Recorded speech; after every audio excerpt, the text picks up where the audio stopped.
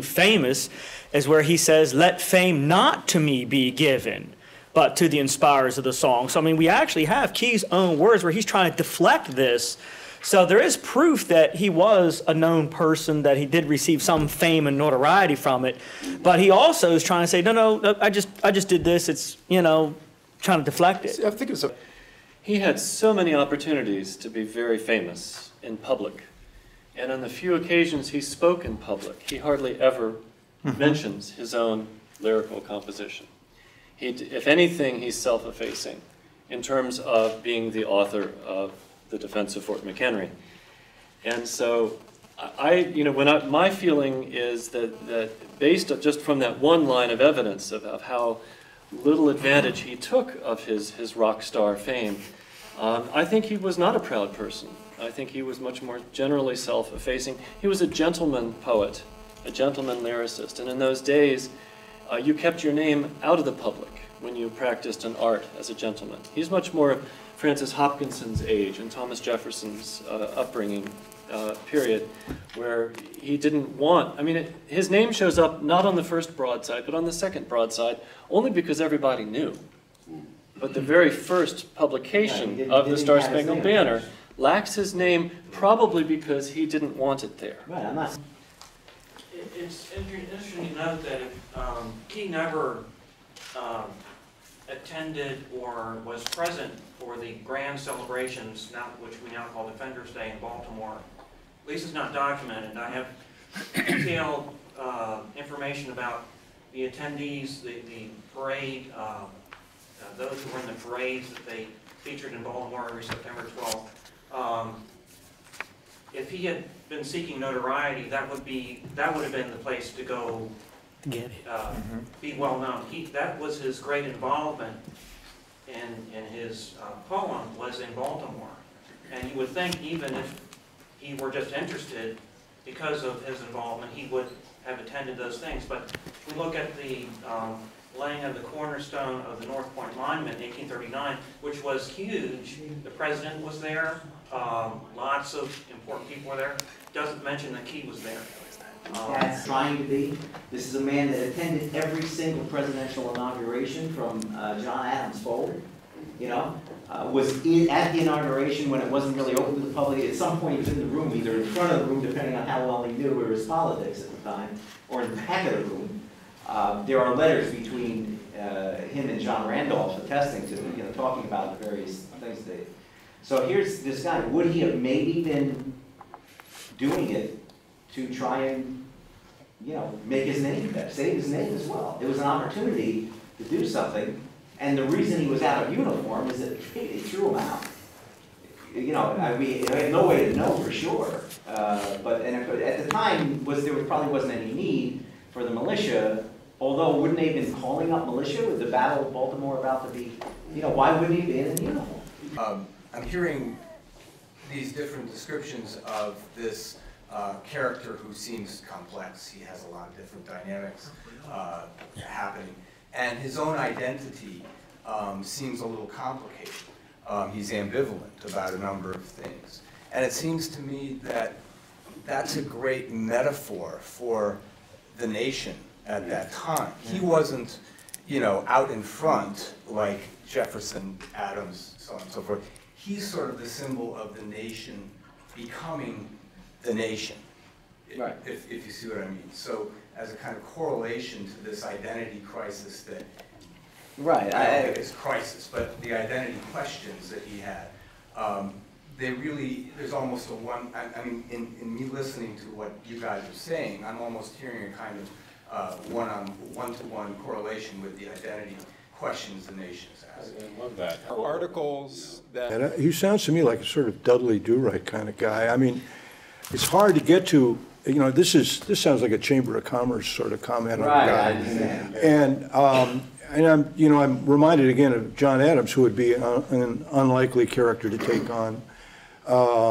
But I think Abigail Adams made a big difference in that story, and so there was a team effort there that made it into a drama that they were able to create. What can you do there to turn him into a real, I see the pastiche of the time. I have to determine who he was. So you know, I'd love some just comments from anybody on what. Are we going to be able to get to that? That's my point. The Battle of Bladensburg, before the fighting started, he showed up with Secretary of State Monroe and began moving troops around. He had no military authority to do that. That's I mean, right. he was not an officer. But Right, exactly. He's shrouded, and there's going to be a great question I'm going to throw out at you later when we start getting into the story. So, you know, thinking But of himself, his ego, I mean, who gave him the authority to move troops around without General Winder's knowledge? And here's a paradox. I think maybe what makes this guy more interesting is that this certainty that he has, this self-confidence he has, seems to be paired with a very deep-seated doubt that pervades the whole story. If you look at the Star Spangled Banner itself, it begins with a question about whether the flag, and it also ends with a question. The survival of the nation is up in the air. And there are a number of places where, after he's been very self-confident, you see him questioning himself. And there's also the fact that here's a guy who's a devout believer, religious believer, but his best friend is an agnostic. So I think there's a contrast. He's attracted to and this one thing he says. You're talking about Randolph. Randolph, yeah, John Randolph. When he spoke to his wife, he says, our income depends on human errors. I need a cause, a crusade. I need something he can be completely committed to, but he hasn't yet found it. That's a really... Couple of comments. We've kind of bandied about the idea that Francis Scott Key was an extremely self-confident man who was vain or had a lot of ego, et cetera, et cetera. And I'm not sure that I'm comfortable with that description of him. I think obviously he knew that he was intelligent and he was committed about a variety of subjects, but I don't know that I would describe him as vain. I think I would be very careful, as we're talking about him, to describe him as the first rock star or something like that, because that has a certain connotation to us. I don't really think it applies to him or his times. I don't think he was somebody who was widely known all over the country as, you know, they'd see him walking down the street and everybody would just know that was Francis Scott Key. And there was an element of that, but I would be very careful as we're talking about him to apply those kinds of modern terms and sensibilities to him in his time. There are details, there are stories told in the script that I think are, I don't know if heavily fictionalized is quite the right term, but they're overdrawn. Yes, he baptized that child. Yes, he had a correspondence with Bishop Kemp in which he very clearly stated his view of the matter. Did he run from the church? No, I don't think he did at all. No, he remained. I was going to say, after that, the American Bible Society. Well, but also he was a committed member of his church. He was a vestryman. He went to the annual conventions and the triannual convention. So he never ran from his church. He had disagreements, but again, I don't think we should overstate the case or paint a picture that is what you're looking at is sort of what can you do in terms of the portraiture of this individual and his relationships and what is going through his mind and what is he really trying to say, and then how is that converted into something else. So you've got a song, which I'm convinced you're absolutely right, David, so I'll stick with your theory. So this is a song in his head. Now, if he's tone deaf, it's rather interesting because we wonder what song he's listening to. But we know. But he has a song, okay? Now, he writes that song under rather interesting circumstances because he really just doesn't know what in the hell's going on. He doesn't know what's going to happen, does he? I mean, consider the might that's there bombarding.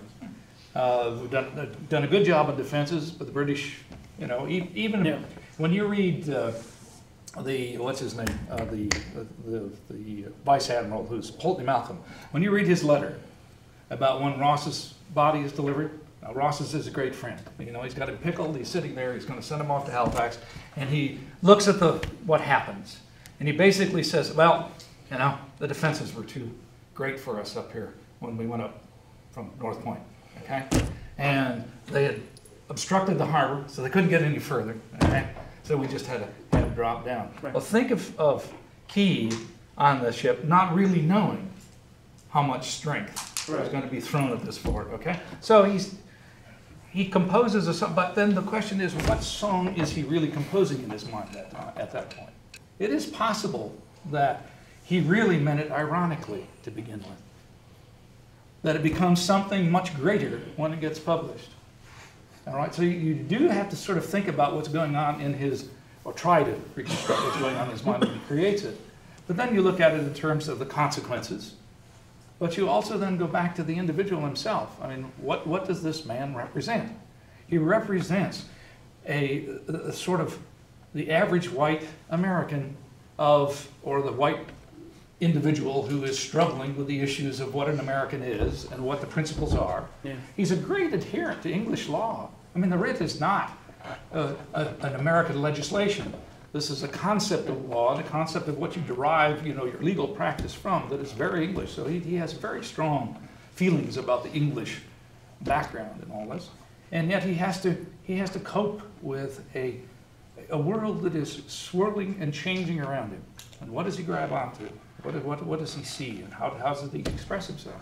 And in a way, if you can get enough evidence, you're really talking about this struggle that I will say very bluntly, our governor has been arguing we really ought to do with regard to looking at this whole business of Fort McHenry and what happens at Fort McHenry. This is the emergence of a concept of what an American should be. This is the first effort at trying to sort of, and it's filled with controversy, but it's the first effort to sort of focus on defining what an American is. All right? Now, how successful is it? Well, it certainly falls apart by 1861. But the point is that you're looking at a struggle to define. And there is some definition that comes out of it, which is extraordinary, and it can be told in the story of Francis Scott Key, if you have enough evidence. Again, I want to come back to, there's a need to look a little bit more closely at sort of the myth that surrounds it, as well as what we've done. So anyway, it's a shame